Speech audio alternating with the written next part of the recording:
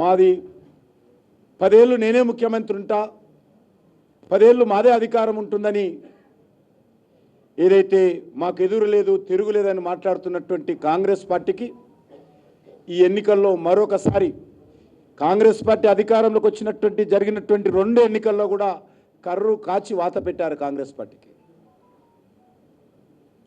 తప్పకుండా మేము తెలంగాణ ప్రజల ఆకాంక్షలకు అనుగుణంగా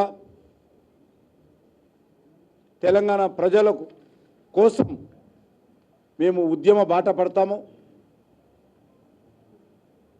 పార్లమెంట్ ఎన్నికల తర్వాత సంస్థాగత పర్వం జరిగింది. ఇప్పుడిప్పుడే సంస్థాగతంగా పూర్తి చేసుకుంటున్నాం. మధ్యలోనే ఈ యొక్క ఎన్నికలు వచ్చాయి. ఈ ఎన్నికల్లో కూడా మా పార్టీ కార్యకర్తలందరూ గత 4 నెలలుగా ఇదే పని చేస్తూ ఉన్నాం. ఈ యొక్క రానున్నటువంటి 1-2 నెలల్లో అన్ని కమిటీలను పూర్తి చేసుకొని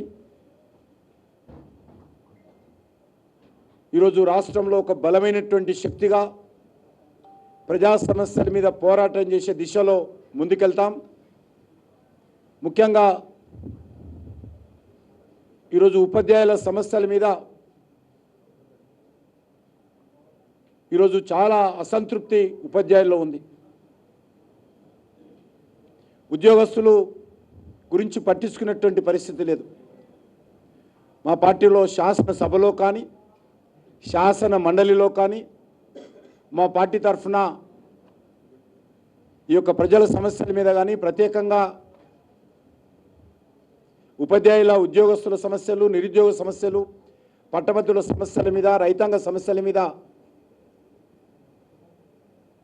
ఈ ప్రభుత్వాన్ని నిలదీస్తాం. అడుగడుగున ఈ ప్రభుత్వాన్ని